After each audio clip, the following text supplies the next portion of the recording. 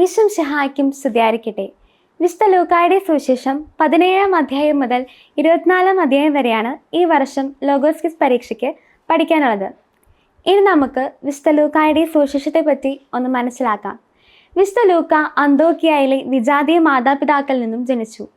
വിശുദ്ധ പൗലോസിൻ്റെ സ്നേഹിതനായിരുന്നു അദ്ദേഹം. AD 70 വെച്ച് ഗ്രീസിൽ വെച്ച് ഈ സുവിശേഷം രചിക്കപ്പെട്ടതായി കരുതപ്പെടുന്നു. വിശുദ്ധ മത്തായും മാർക്കോസും ഉപയോഗിച്ചിരിക്കുന്ന മൂലരേഖകൾക്ക് പുറമെ മറ്റ് പാരമ്പര്യങ്ങളും ഈ സുവിശേഷ രചനയിൽ സ്വാധീനം ചെലുത്തിയിട്ടുണ്ട്. വിശുദ്ധ മത്തായിയുടെ സുവിശേഷത്തിൽ നിന്നും വ്യത്യസ്തമായി ബാല്യകാല സുവിശേഷം, മർത്തായും മറിയവും, ഹെറോദേസിന് മുമ്പുള്ള വിസ്താരം, എമ്മാവൂസിലേക്ക് പോയ ശിഷ്യന്മാർ എന്നിവ വിശുദ്ധ ലൂക്കായുടെ സുവിശേഷത്തിൽ മാത്രം കാണുന്നവയാണ്. ഇനി നമുക്ക് വിശുദ്ധ ലൂക്കായുടെ സുവിശേഷം 17-ാം അധ്യായത്തിലേക്ക് കടക്കാം. ഈ അധ്യായത്തിലാകെ 35 വാക്യങ്ങളും 3 ശീർഷകങ്ങളുമാണ് ഉള്ളത്. ഒന്നാമത്തെ ശീർഷകം ശിഷ്യർക്ക് ഉപദേശങ്ങൾ. ഇതിൽ 1 മുതൽ 10 വരെയുള്ള വാക്യങ്ങളാണ് ഉള്ളത്.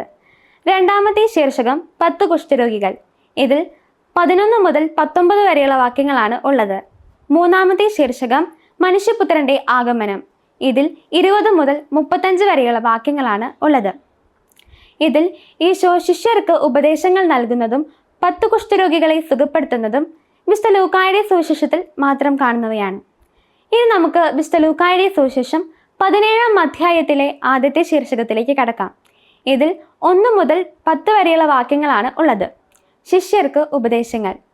ഈശോ ശിഷ്യരോട് പറഞ്ഞു, ദുഷ്പ്രേരണകൾ ഉണ്ടാകാതിരിക്കുക അസാധ്യം, എന്നാൽ ആരുമൂലം അവ ഉണ്ടാകുന്നുവോ അവന് ദുരിതം. വിശുദ്ധ ലൂക്കായുടെ സുവിശേഷം 17-ാം അധ്യായം 2-ാം വാക്യത്തിൽ ഇങ്ങനെ പറയുന്നു, ഈ ചെറിയവരിലൊരുവന് ദുഷ്പ്രേരണ നൽകുന്നതിനേക്കാൾ നല്ലത് കഴുത്തിൽ തിരികല്ല് കെട്ടി കടലിൽ എറിയപ്പെടുന്നതാണ്. നിങ്ങൾ ശ്രദ്ധയുള്ളവരായിരിക്കുമെന്ന് പറഞ്ഞുകൊണ്ട് ഈശോ ശിഷ്യന്മാരോട് പറയുന്നു, നിങ്ങളുടെ സഹോദരൻ നിങ്ങൾക്കെതിരായി തെറ്റ് ചെയ്താൽ അവനെ ശാസിക്കുക. തിരിച്ചു വന്ന് താൻ പശ്ചാത്തപിക്കുന്നു എന്ന് പറഞ്ഞാൽ അവനോട് ക്ഷമിക്കുക. ദിവസത്തിൽ 7 പ്രാവശ്യവും അവൻ നിങ്ങൾക്കെതിരായി തെറ്റ് തരികയും പിന്നീട് തിരിച്ചു വന്ന് 7 പ്രാവശ്യം താൻ പശ്ചാത്തപിക്കുന്നു എന്ന് പറയുകയും ചെയ്താൽ നിങ്ങൾ അവനോട് ക്ഷമിക്കണം. വിശുദ്ധ ലൂക്കായുടെ സുവിശേഷം 17-ാം അധ്യായം 6-ാം വാക്യത്തിൽ ഇങ്ങനെ പറയുന്നു, കർത്താവ് പറഞ്ഞു, നിങ്ങൾക്കൊരു കടുകുമണിയോളം വിശ്വാസമുണ്ടെങ്കിൽ ഈ സിക്കിമിൻ വൃക്ഷത്തോട് ചൂടോടെ ഇളകി കടലിൽ ചെന്ന് വേരൊരുക്കുവിൻ അത് പറഞ്ഞാൽ അത് നിങ്ങളെ അനുസരിക്കും. നിങ്ങളുടെ ഒരു ഭൃത്യൻ ഒഴുകുകയോ ആട് മേയ്ക്കുകയോ ചെയ്തിട്ട് തിരിച്ചു വന്നാൽ നിങ്ങൾ അവനെ ഭക്ഷണത്തിലെത്തുമോ? ഞാൻ ഭക്ഷിക്കുന്നതുവരെ അരമുറുക്കി എന്നെ പരിചരിക്കുവിൻ എന്നല്ലേ പറയുന്നത്? അതുപോലെ കൽപ്പിച്ചവ ചെയ്തതുകൊണ്ട് നിങ്ങൾ ദാസനോട് നന്ദി പറയുമോ എന്ന് യേശുവരോട് ചോദിക്കുന്നുണ്ട്. അതുപോലെ കൽപ്പിച്ചവ ചെയ്തതിനു ശേഷം ഞങ്ങൾ ഞങ്ങളുടെ കടമ നിർവഹിച്ചതേയുള്ളൂ എന്ന് നിങ്ങൾ പറയുവിനെന്ന് യേശുവരോട് പറയുന്നു. ഇനി നമുക്ക് ഇതുവരെയുള്ള ചോദ്യോത്തരങ്ങളിലേക്ക് കടക്കാം. 1. വിശുദ്ധ ലൂക്കായുടെ സുവിശേഷം ഏത് കാലഘട്ടത്തിൽ രചിക്കപ്പെട്ടു? എവിടെ വെച്ച് എഴുതപ്പെട്ടു? ഉത്തരം AD 70 ശേഷം ഗ്രീസിൽ വെച്ച്. രണ്ടാമത്തെ ചോദ്യം, യേശു എന്തുണ്ടാകാതിരിക്കുക അസാധ്യം എന്നാണ് ശിഷ്യന്മാരോട് പറയുന്നത്? ഉത്തരം ദുഷ്പ്രേരണകൾ. മൂന്നാമത്തെ ചോദ്യം, ഈ ചെറിയവരിൽ ഒരുവന് ദുഷ്പ്രേരണകൾ നൽകുന്നതിനേക്കാൾ നല്ലത് എന്താണെന്നാണ് യേശു ശിഷ്യന്മാരോട് പറയുന്നത്? ഉത്തരം കഴുത്തിൽ തിരികല്ല് കെട്ടി കടലിൽ എറിയപ്പെടുന്നത്. നാലാമത്തെ ചോദ്യം, നിങ്ങൾ ശ്രദ്ധയുള്ളവരായിരിക്കുവിൻ എന്ന് പറഞ്ഞുകൊണ്ട് യേശു ശിഷ്യന്മാരോട് പറയുന്നത് എന്ത്? ഉത്തരം നിന്റെ സഹോദരൻ തെറ്റ് ചെയ്താൽ അവനെ ശാസിക്കുക. അടുത്ത ചോദ്യം, തെറ്റ് ചെയ്ത സഹോദരൻ എന്ത് ചെയ്താലാണ് അവനോട് ക്ഷമിക്കേണ്ടത്? ഉത്തരം പശ്ചാത്തപിച്ചാൽ.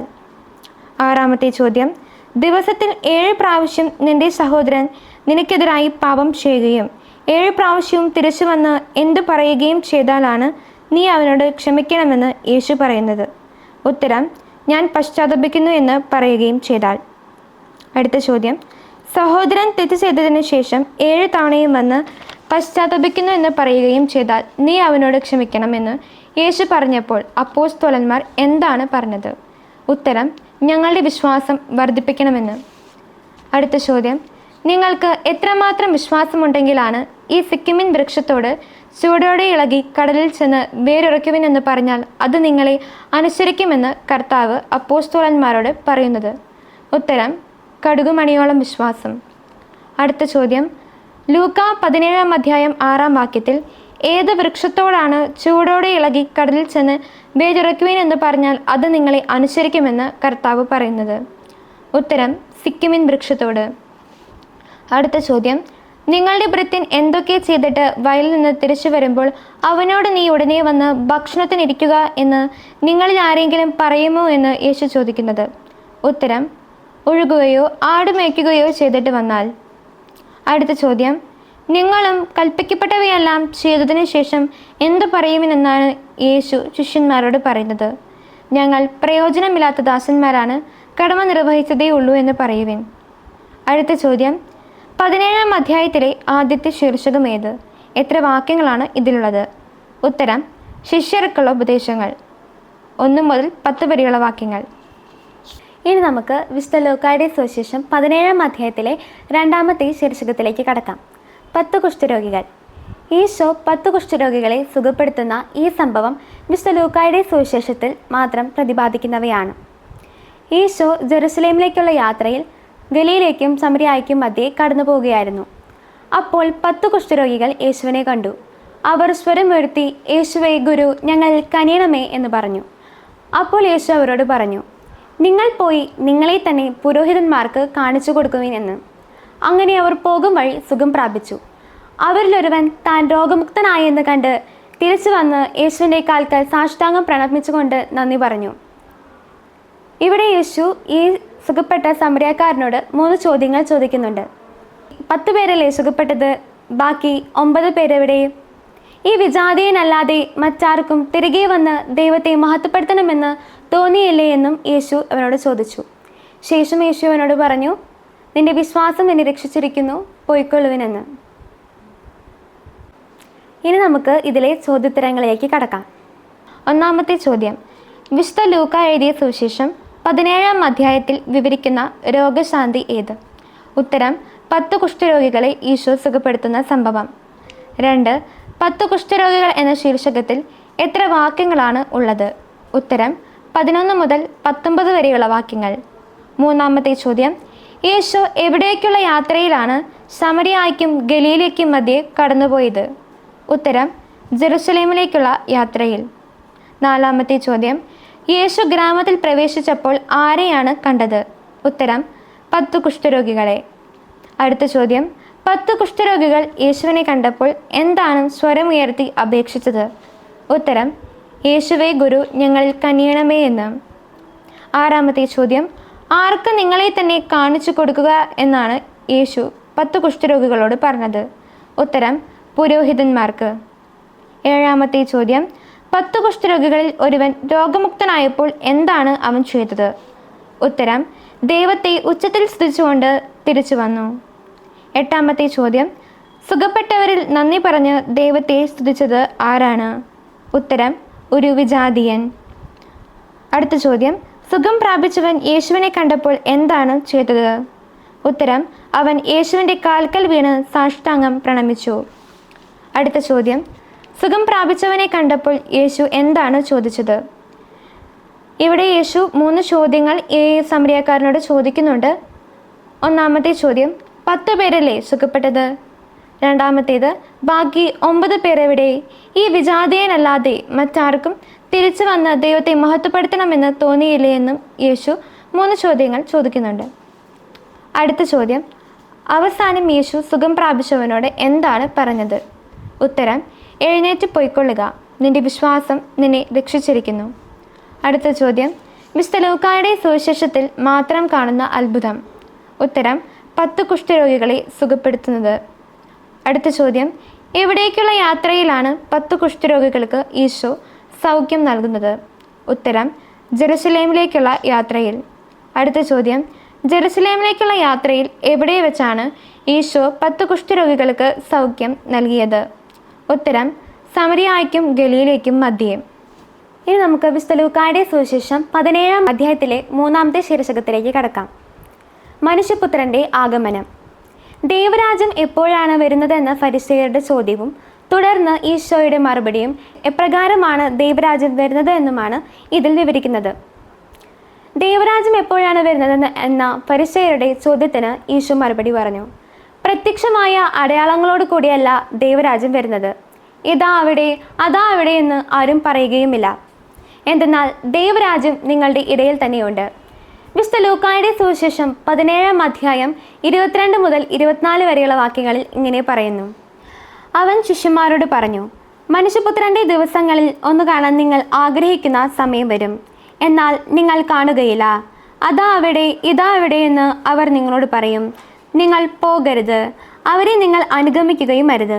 ആകാശത്തിൻ്റെ ഒരറ്റത്തു നിന്നും മറ്റേ അറ്റത്തേക്ക് പായുന്ന മിന്നൽ പിണൽ പ്രകാശിക്കുന്നത് പോലെ ആയിരിക്കും അവൻ്റെ ദിവസങ്ങളിൽ മനുഷ്യപുത്രൻ.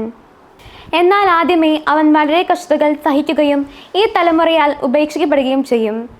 നോഹയുടെ ദിവസങ്ങളിൽ എങ്ങനെയായിരുന്നോ അങ്ങനെ തന്നെ ആയിരിക്കും മനുഷ്യപുത്രൻ്റെ ദിവസങ്ങളിലും. നോഹ പെട്ടകത്തിൽ പ്രവേശിക്കുകയും ജലപ്രളയം വന്ന് സകലതും നശിപ്പിക്കുകയും ചെയ്യുന്നതുവരെ അവർ തിന്നുകയും കുടിക്കുകയും വിവാഹം ചെയ്തു കൊടുക്കുകയും ചെയ്തുകൊണ്ടിരുന്നു. അങ്ങനെ തന്നെയായിരുന്നു ലോത്തിന്റെ കാലഘട്ടത്തിലും. അവർ തിന്നുകയും വാങ്ങുകയും കുടിക്കുകയും വിൽക്കുകയും നടുകയും വീട് പണിയുകയും ചെയ്തുകൊണ്ടിരുന്നു. എന്നാൽ ലോത്ത് സോതോമിൽ നിന്നും ഓടിപ്പോയ ദിവസം സ്വർഗത്തിൽ നിന്ന് തീയും ഗന്ധകവും പെയ്ത് അവരെയെല്ലാം നശിപ്പിച്ചു. ഇപ്രകാരം തന്നെയായിരിക്കും മനുഷ്യപുത്രൻ്റെ ദിവസങ്ങളിലും.